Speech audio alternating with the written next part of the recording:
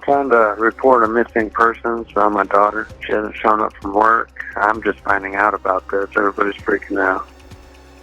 It's been 2 years since Christina Morris vanished from a Plano parking garage. She was caught on surveillance video. That was the last time she was seen. Plano police believe she was abducted and murdered. The man accused of kidnapping her from the shops at Legacy in Plano. A 3.5-year search for 23-year-old kidnapped victim Christina Morris ends here in a field just east of 75 in Anna.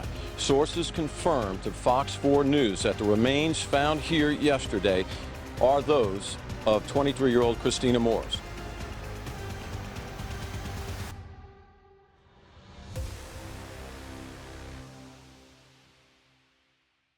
At 3:50 in the morning, a call goes out from Enrique Orochi's phone to Hunter Foster. 3 minutes later, there are 2 more messages. Just a few minutes after that, security cameras catch Enrique and 23-year-old Christina Morris walking into a parking garage in Plano. 3 minutes pass. Only his car pulls out of the garage. Her car stays right where it was. She is never seen alive again. It's August 2014, Labor Day weekend. Christina had driven in from Fort Worth to the shops at Legacy to spend the evening with people she knew from school. Earlier that night, she had argued with her boyfriend. She was upset. Yeah, but she was holding it together. She'd had just a few cocktails. The plan was simple: drive herself home. At 2:12 in the morning, she texts her boyfriend asking him to pick her up. She can't find her keys. He doesn't answer. Around 4 a.m., she leaves her friend's apartment. Enrique Orochi is right there beside her. 10 minutes later, a friend calls her. Christina says they're almost at her car. She promises she'll text once she gets inside. She never does.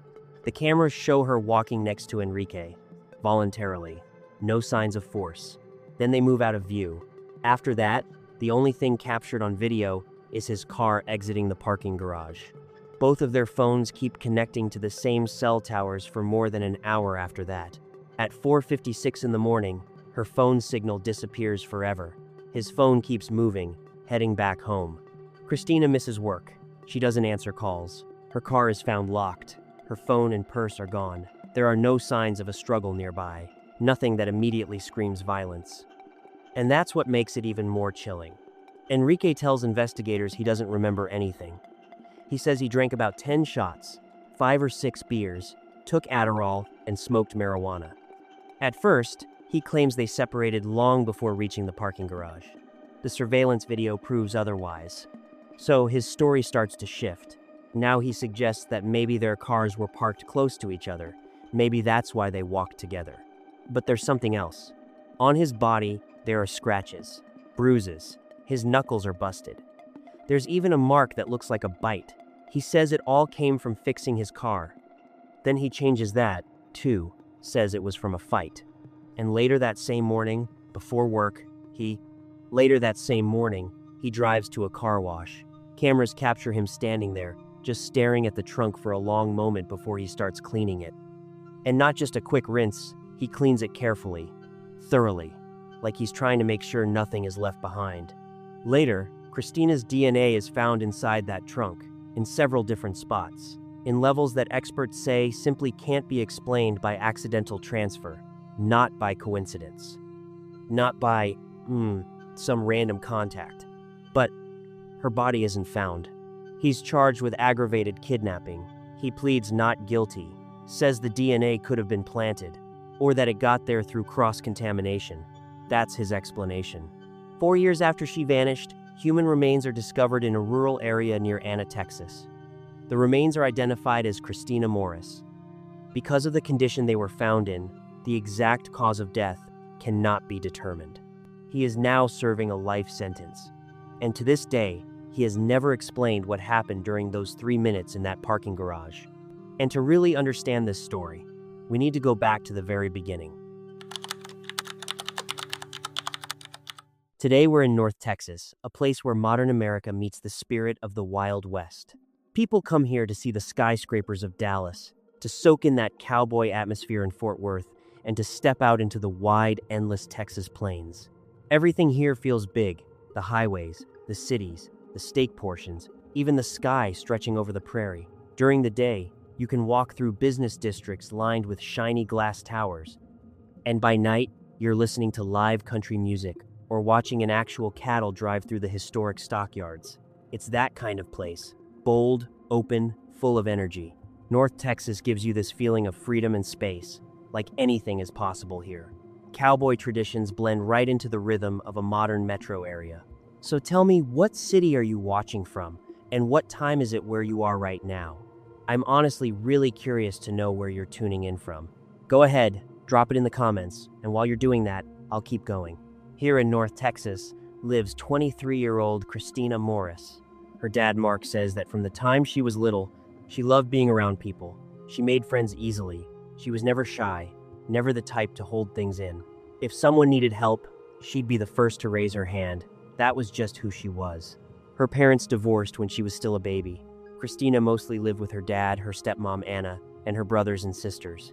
But she stayed close to her mom, Johnny, too. Johnny called Christina the love of her life. Later, when Johnny remarried a man named Ronnie, Christina used to say it felt like having two moms and two dads.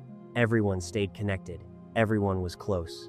After earning her degree in marketing, Christina started working for an online dating service. Not long before everything happened, she'd been told she could transfer into the photography department. And that meant a lot to her. Photography and design were her passions. This wasn't just a job change, it was an exciting new chapter.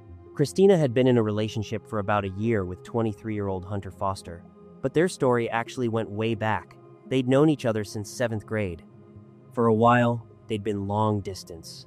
Hunter had been trying to build a career as a model and actor, spending a lot of time in New York.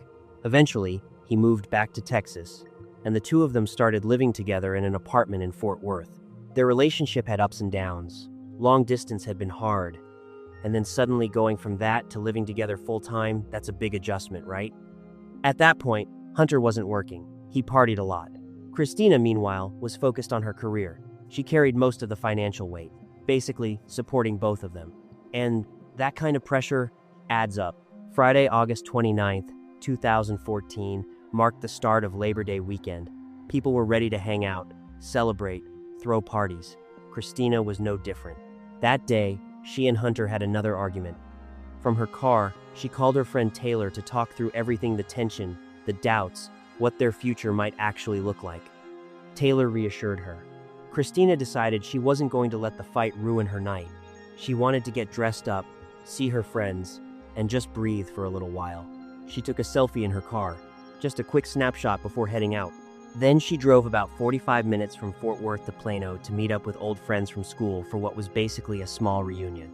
The first group had gathered at Paulina Petrosky's apartment. By around 11 p.m., they were already out in the area known as the Shops at Legacy, starting at Henry's Tavern, then heading over to Scruffy Duff.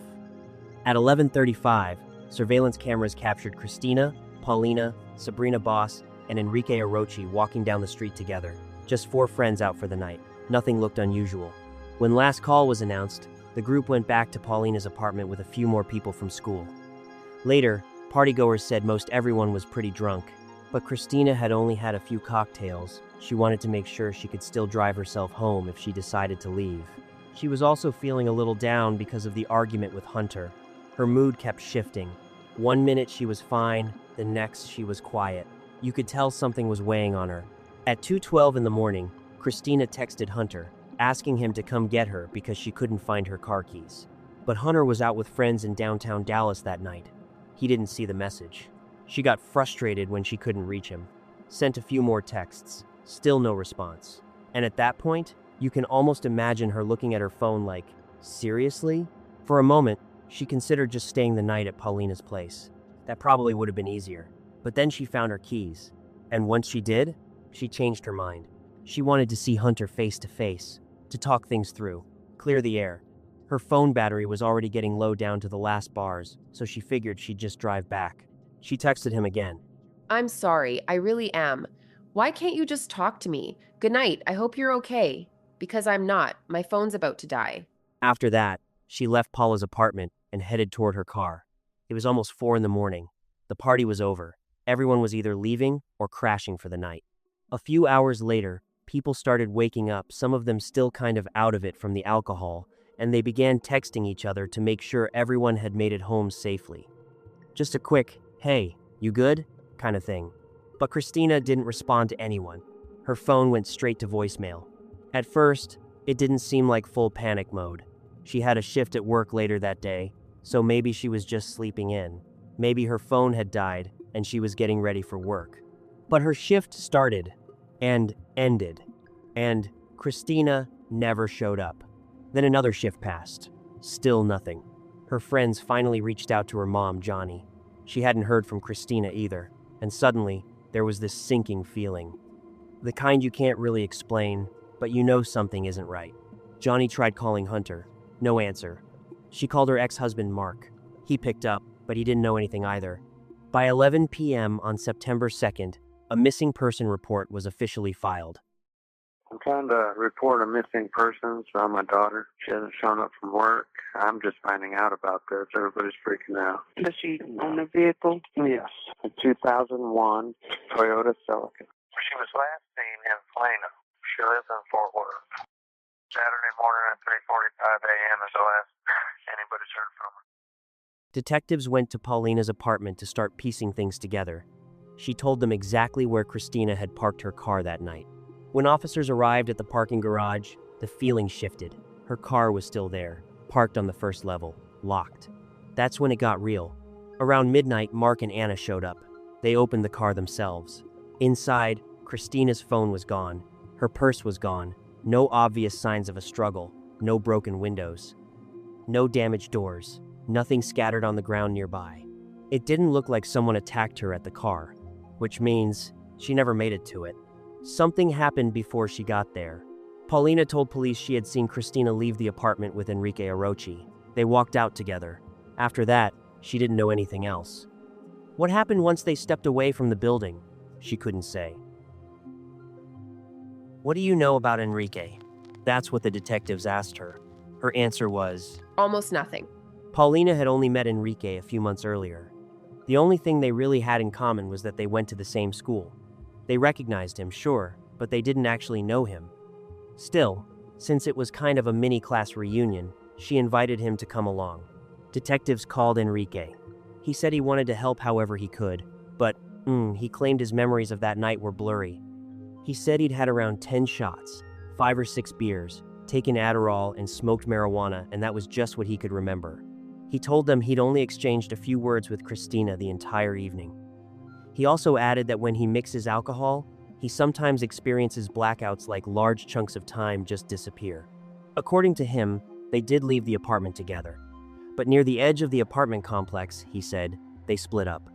He claimed she walked off in a different direction on her own. That was his version. Hello? Hi, Enrique. This is Detective Kathy Stam, Plano Police Department. What time do you get off work? I'll be leaving here soon. I'm going to finish up a couple things.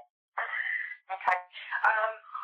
I wanted to see if I could get you to come by so we could talk to you about Christina. Obviously, everybody's getting very concerned. Right. Still hasn't shown up. So, Yeah, definitely. I want to help. you said that you were leaving at the same time as Christina, and you guys walked over to where your vehicles were parked. Is that right? We walked separate ways. We walked until the end of the apartment complex, and after that, we just split up because I went to a different parking lot that she was. Okay. I hope you can get away pretty quick. It's pretty serious, and we'd like to try to find her. I'm gonna clock out here soon, and I'll head over there. Okay. Thank you so much. Enrique told detectives he remembered Christina being on the phone and raising her voice. He didn't know the details, but police already knew she'd been arguing with Hunter all day. So investigators had to make sure of one thing: that Hunter hadn't shown up to pick her up, hadn't met her somewhere, and that something terrible didn't happen after that. Enrique hadn't tried to contact Christina. He hadn't reported her missing. Hunter, for his part, told detectives that when she didn't come home, he assumed she stayed with her parents. Or maybe, got pulled over for driving under the influence. He said he lost his phone that night, which is why he kind of disappeared off the radar. According to him, he was just busy with other things. But phone records told a very specific story. At 3:50 in the morning, a call was placed from Enrique's phone to Hunter. It appeared that Christina may have used Enrique's phone to try to reach him. After that call, 2 texts were sent, one at 3:53, another at 3:55. Detectives asked to look at Hunter's phone. He said he wasn't comfortable handing it over and would rather leave if he was allowed to. For investigators, that reaction felt off. His girlfriend of 1 year was missing under serious circumstances, and he didn't want police to examine his phone. Still, considering the argument earlier that day, maybe he thought she just needed space. Honestly, everything he said sounded plausible. And when detectives called several of his friends, his whereabouts that entire night were confirmed. In the following days, cell tower data and banking records showed that Hunter had never been anywhere near Plano. Later, it came out that that same evening, he had sold drugs to an undercover federal officer in downtown Dallas. That's why he didn't want to hand over his phone. Ironically, that illegal act ended up strengthening his alibi. So police circled back to the beginning. They re-interviewed people from the party, including Enrique Orochi. Some guests said it felt strange hearing his name connected to Christina's disappearance. Enrique had barely paid attention to her that night. They'd exchanged only a few words. He seemed far more interested in someone else, Sabrina. She was the fourth and final person caught on camera at 11:30 while the group walked toward the bars. Back at Paulina's apartment, things reportedly got awkward when Enrique refused to move because he wanted to sit next to Sabrina and got irritated when she didn't want to sit beside him. Later, Sabrina went into the guest bedroom to sleep. A few minutes after that, Enrique followed her in and said, "Fine, I'll just go home then." That's what he said. After that, he started gathering his things and ended up leaving at the same time as Christina. The two of them walked out together. About 10 minutes later, Christina's friend Steven called her to check if she'd made it to her car. She answered. She said they were almost there, that she'd text him once she was inside the vehicle. Right there, that detail matters. Because in that moment, she was not alone like Enrique later claimed. She was still with him. 5 minutes later, Steven texted again to make sure she was okay. The message went through, delivered, but there was no reply. On his end, it showed as green, meaning her phone likely didn't have service. That lined up with the CCTV footage too. Cameras captured Enrique and Christina walking together. First near a bank, heading toward the parking structure, then entering the garage itself. Now, surveillance footage never tells the full story. But police were clear about one thing from what they could see. She appeared to be walking with him voluntarily, sometimes even a step behind him. There were no visible signs of force, no struggle, nothing that looked like immediate danger. Unfortunately, the cameras aimed deeper inside the garage toward Christina's car were motion activated, and they never triggered. Nothing was recorded. Until 3 minutes later, when another camera caught Enrique's car exiting the garage. Christina's vehicle never moved, and she never walked back out. The only possible way she could have left that structure was in someone else's car, and the only car seen leaving during that window was Enrique's. That's the conclusion investigators couldn't ignore. There is still no sign of a missing Fort Worth woman who vanished from a Plano parking garage. The only other car that left the garage around that same time belonged to an Uber driver who was looking for his passenger. Both the driver and the rider were quickly identified. Their route was confirmed through additional surveillance footage and cell phone data. After checking everything, police were confident neither of them had anything to do with this. They were officially cleared. So, investigators brought Enrique back in. They laid out a diagram of the parking structure in front of him and asked him to show exactly where everything supposedly happened. He stuck to his original story. Said he'd parked in a completely different spot, entered through another entrance, and that he and Christina had split up long before reaching the garage. Then police played the video, because they already knew that wasn't true. The moment the footage rolled, his demeanor changed. He went quiet. He looked surprised, hesitant, like he wasn't sure what to say next. Is that your car? No. Something's wrong, Enrique. I don't. This picture is in that garage. That picture is taken of you walking in that garage with Christina, and that's your car coming out of that same garage. After that, his story shifted. Now he told detectives that he and Christina actually did walk all the way to their cars together. Not only that, he claimed their vehicles had been parked close to each other. Then he added something else. Maybe, sometime during the night, he had moved his car and just forgot. Like he was suggesting this whole thing was some kind of mix-up, a memory glitch. But at this point, investigators were already noticing a pattern. Every time they confronted him with evidence, the details changed. Just enough to adjust. Just enough to try to make it fit. I guess I parked there To in the my other? car and she went her way. I mean, that's all I can tell you. I don't really pay attention to where people go usually. Stand there and watch where she went? Yeah, I should have done that. But here's the thing, police did not have video showing her getting into his car. There were no obvious physical signs at the scene, and there wasn't a clear motive. Detectives asked to search his vehicle. He said he had an important business meeting the next day and needed the car. That was his answer. Officers also noticed injuries on his body, scratches, bruises, busted knuckles, and what looked like a possible bite mark. He claimed the injuries came from working on his car. Said a tire had fallen on his arm, leaving a bruise. Said he punched his own vehicle in frustration, causing a dent in the body. Later, though, that explanation changed. He admitted he'd been in a fight. He didn't say with whom. When he finally allowed them to look at his car, it was clear the interior had been recently vacuumed and cleaned, thoroughly. Police saw the dent he'd mentioned. But without the proper warrant, they couldn't conduct a deeper forensic search. So Enrique was allowed to leave again. At that point, officially, police said he was not considered a person of interest in her disappearance. They were still waiting on cell phone data, hoping it would show where he went after leaving the parking garage. Enrique worked as a store manager at a Sprint location in Allen. That Saturday morning, he was scheduled to start his shift at 8 a.m., just 4 hours after he was last seen with Christina. When detectives spoke to his coworker, she said he showed up 3 hours late. And when he finally did arrive, something seemed off. He looked disheveled. He was limping. He complained about pain in his ribs. Throughout the day, he appeared disoriented and was acting strangely. The reason he was late? Before heading to work, he stopped at a car wash. Cameras there captured him standing for a while, just staring at the trunk of his car. Then he opened it and began meticulously washing and cleaning the inside. By then, 5 days had already passed since Christina disappeared. Helicopters and drones were flying over Plano. Search teams combed through areas, not a single solid lead.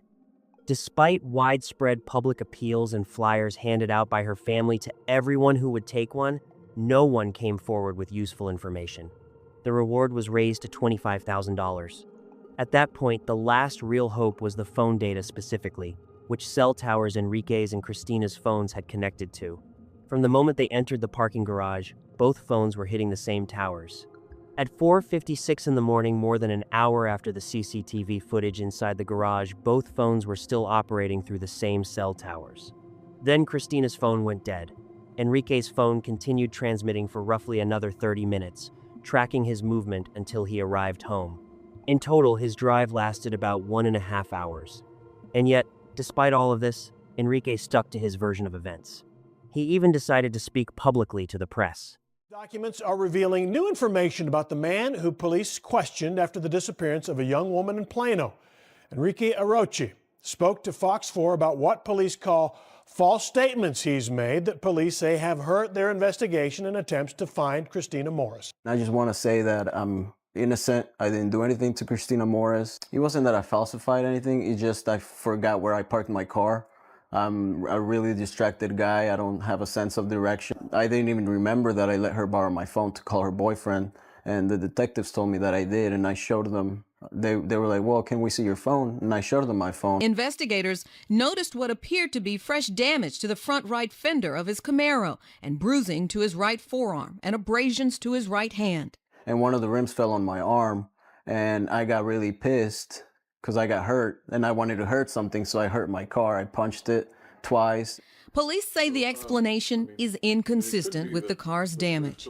And further, his reaction to what a co-worker said about how he looked the day after Morris's disappearance. He's just an employee. I didn't tell him anything. I don't know where he got that. I got in a fight, which I never did. People are starting to see me as a monster when I'm really one of the nicest people you can ever meet. I have nothing to do with her disappearance. Hunter, who by that point had been cleared, spoke briefly with Christina's parents and with the media. He admitted he hadn't been okay emotionally, said he was unstable, overwhelmed, and the guilt was eating at him. He kept thinking that if he had just gone to meet her that night, maybe none of this would have happened. Like if he had shown up, things could have turned out differently. That thought stayed with him.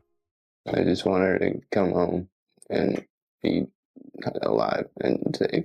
Christina's family and friends started organizing protests. They wanted answers from Enrique. They wanted him to speak up. Her father, Mark, said, "What we really want is for Enrique to talk. I'm not accusing him of anything, but he has to know something. None of this makes any sense." Enrique said he wasn't hiding. He claimed he was just protecting himself. "I pray for them every single day, me and my family. When I go to church, I kneel before God and ask him, please help them find Christina so this can finally be over." At the beginning of November, Enrique was officially named a suspect by Plano police. They clarified something important, though. At that point, they were not saying he had harmed Christina.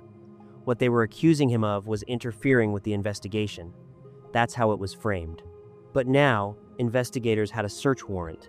They were able to conduct a full forensic examination of his car, and this time, DNA testing was going to give them real answers. Christina's DNA was found inside Enrique's trunk in multiple locations, and not just trace amounts. Not something you could explain away as accidental transfer, like brushing against a surface or sharing space earlier in the night. The concentration was significant. Forensic experts stated it could only have come from saliva or blood, and statistically, it was virtually impossible for that DNA to belong to anyone else. 24-year-old Enrique Orochi held on a $1 million bond. An Orochi family spokesman says Orochi's been very depressed since his arrest about 8 o'clock Saturday morning at his parents' home in Allen, where investigators carried out evidence into the night. The spokesman denies Orochi tried to commit suicide, but does say he is being held under observation. Police say DNA evidence found in Orochi's Camaro belongs to Morris. Right when I heard the news, I just sat and prayed as hard as I could and said, please let this be something. McElroy says she still believes Morris is alive, possibly sold to traffickers. Police say lab results on DNA evidence only part of the weight. There were some other things that we were able to establish that actually assisted us in getting that warrant. It's very important for Christina's sake and for justice to be served that we continue to be patient. Investigators and prosecutors developed two main theories about what happened that night. Both were built on the belief that Enrique made a sexual advance toward Christina, possibly after feeling rejected and humiliated when Sabrina turned him down just minutes earlier.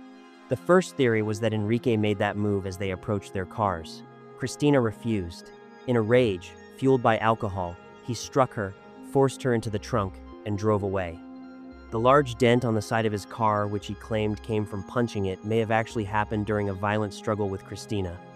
The injuries to his knuckles, investigators argued, weren't from hitting metal, they were from hitting her. The second theory, which many believed made more sense, given that only 3 minutes passed between them entering the garage and his car exiting, suggested something slightly different. In this version, Enrique may have offered her a ride back to Fort Worth. She could have gotten into his vehicle voluntarily, but somewhere along the way, something changed. Maybe she realized he was driving in the wrong direction. Maybe she understood she was in danger. Maybe he made another sexual advance. Or maybe it was both. When she tried to get away, a fight broke out. Investigators believed that based on the severity of his injuries, the struggle was extremely violent. By the time she was placed in the trunk, they suspected Christina was either dying or already dead. Her father had said she was terrified of the dark. She also struggled with claustrophobia. The idea of her being trapped in complete darkness alone, scared, fighting for her life was almost impossible to bear. And in a cruel twist, she likely felt safe walking beside Enrique that night. According to her family, her fear of darkness was so intense that she slept with a light on. Earlier, Enrique had suggested that police should look more closely at Hunter. He even implied Hunter might have been involved in Christina's disappearance, despite Hunter already being cleared. Hunter agreed to testify in court and explain exactly what he had been doing the day she disappeared. Until that point, he had invoked the Fifth Amendment and said very little publicly. But everything shifted when Hunter himself was arrested just 1 week before Enrique. He was serving time after pleading guilty to participating in a conspiracy to distribute ecstasy. The undercover officer he sold drugs to on the same night Christina vanished had triggered a larger federal drug trafficking investigation. Under an immunity agreement, Hunter agreed to testify truthfully in exchange for assurance that his statements would not be used against him in federal drug violations connected to the case. He admitted he had made serious mistakes. He acknowledged having a drug problem, and he openly said that his behavior after Christina disappeared looked terrible. Instead of immediately focusing on finding her, he continued using drugs with friends. He made bad decisions. He spoke honestly about the tension in their relationship and the regret he carried for how he had acted. But he maintained one thing clearly: he had nothing to do with what happened to her. And he said he was deeply devastated by the entire situation. Meanwhile, the prosecution's case grew stronger. CCTV footage, DNA results, cell phone tower data. One detective testified that he found numerous images and videos on Enrique's phone depicting women in scenarios involving rape, bondage, mutilation, and torture. However, Enrique's defense team argued that every piece of evidence could be challenged. They said both Enrique's car and Christina's car had been processed in the same laboratory, meaning cross-contamination was possible. There was no CCTV footage showing her physically getting into his vehicle. And cell tower data, they argued, is not always perfectly precise. Then, in September 2016, after nearly 2 days of deliberation, the jury reached a verdict. Verdict form reads as follows. We, the jury, find the defendant guilty of aggravated kidnapping as charged in the indictment, and it is signed by Bill Rice as presiding juror. Enrique was found guilty of a first-degree felony aggravated kidnapping. When the verdict was read, it marked a major turning point in the case.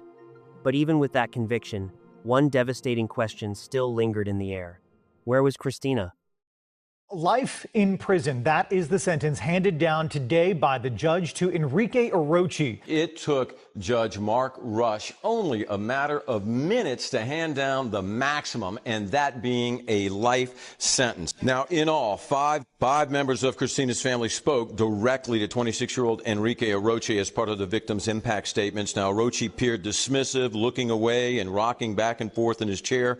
Several times, Orochi appeared to smirk as family members spoke. That did not go unnoticed by family members, who made it clear to Orochi that while he spends the rest of his life in prison, their search for Christina will go on. He needs to tell the truth for once in his life. That's what I mean by do the right thing. Tell me where Christina is, because you know where she is. He has no feeling about what he did. It doesn't bother him a bit. Even the sentence didn't bother him. I hope it bothers him when he gets there, and I hope he gets what's coming to him. Now, no one from Orochi's family appeared to be in the courtroom for the sentencing. Now, this life sentence means that he must serve at least 30 years in prison before he's even eligible for parole. Later, Enrique filed an appeal and requested a new trial. That request was denied. From prison, he gave an interview and said, "I want to apologize to the Morris family for not being able to help them. My family and I pray for them constantly and for Christina's well-being." He refused to talk about what happened after they entered the parking garage. "All that DNA in my trunk, I don't know how it got there. It could have been cross-contamination. It could have been planted because they didn't have another suspect." Enrique insisted that the case against him was mostly built on circumstantial evidence. And even now, he continues to argue that police should have focused more on Hunter. "I've placed my life in God's hands. He knows when I'll get out. That's up to him. I believe justice exists. It's not right to serve time for something I didn't do. And I'll fight this for the rest of my life." Christina's family responded simply, "We'll fight too." The verdict gave them some sense of justice, but it didn't answer the question that hurt the most. Where is she? Her family searched every single day. Her father would often go out alone in the rain, under the blazing Texas sun. It didn't matter walking through thick brush and wide open land, scanning every patch of ground. Just hoping for something. Anything. Her mother made an even bigger sacrifice. She moved to another part of the state so she could dedicate herself to the search full-time. She left her job behind. Finding her daughter became her job. Even though police believed Christina was dead, her family held on to hope. They believed she was alive, that maybe she was being held somewhere against her will. Her mom, Johnny, kept calling her phone, leaving voicemails. Every day, she wrote to her, posted messages to her on Facebook, sharing her thoughts, her feelings, updating her on everything she was missing at home. Like Christina, might log in at any moment and read them. "Hi, Christina, this is Mommy. I'm sure I've missed you. I've missed you so much. Make sure you leave as much information as you can, and I'll be right there. I love you so much. Hugs and kisses. Coming for you. Bye-bye." 4 years had passed since Christina disappeared. 2 years since Enrique's conviction. In March 2018, investigators returned to an area they had searched before. This time, in a rural stretch near Anna, Texas, not far from an active construction site, something changed. New homes were being built there, crews were moving dirt, clearing land, and one of the workers made a devastating discovery. He found a human skull. Nearby, additional remains were located. Pieces of clothing were found close to the bones. Soon after, forensic testing confirmed what everyone feared. The remains, along with the clothing, were officially identified as belonging to 23-year-old Christina Morris. After all those years of uncertainty, she had finally been found. A 3.5-year search for 23-year-old kidnapped victim Christina Morris ends here in a field just east of 75 in Anna. Sources confirmed to Fox 4 News that the remains found here yesterday are those of 23-year-old Christina Morris. But after 4 years, determining Christina's exact cause of death was no longer possible. Even though her remains had been found, no additional charges were filed against Enrique. One legal expert explained that in order to pursue a capital murder conviction, prosecutors would have needed to prove an additional, separate kidnapping charge tied directly to the homicide. But bringing a new capital case was considered unlikely. Enrique had already been tried and convicted for kidnapping, and under the principle of double jeopardy, a person cannot be prosecuted twice for the same offense. He is already serving a life sentence. And realistically, even if a murder charge were pursued and resulted in another conviction, it wouldn't extend his time behind bars. Then, as we all remember, the pandemic began, and like so many other cases and legal proceedings, everything slowed down dramatically. This is a joyous day, and it's also the saddest day. I can honestly say for myself. But I plan on celebrating her life today, and I just want to try to get through this. And I think I can. You can. Yeah. We're just really grateful for all the support that we've had and for all the love that people have shown for Christina. I know she returns it. I hope y'all feel her presence as we do. I felt it the moment I walked in that church. At the time this story was prepared, Enrique still had not admitted guilt. What happened in those early morning hours remains in the dark. Christina's mother said she knows her daughter would be proud of them, proud that they never stopped searching, that they never gave up. Now, at least, they were able to bring her home. They could hold on to a small measure of peace, knowing she was finally at rest. Her stepmother, Anna, said, "Now we have a place to go. A place where we can sit with her, talk to her. But this is not the ending we hoped for. And still, there is some kind of quiet peace in knowing she's finally with us." Christina's sister, Sarah, echoed that and added, "We were never looking for closure. Even if something like that truly exists, we just wanted Christina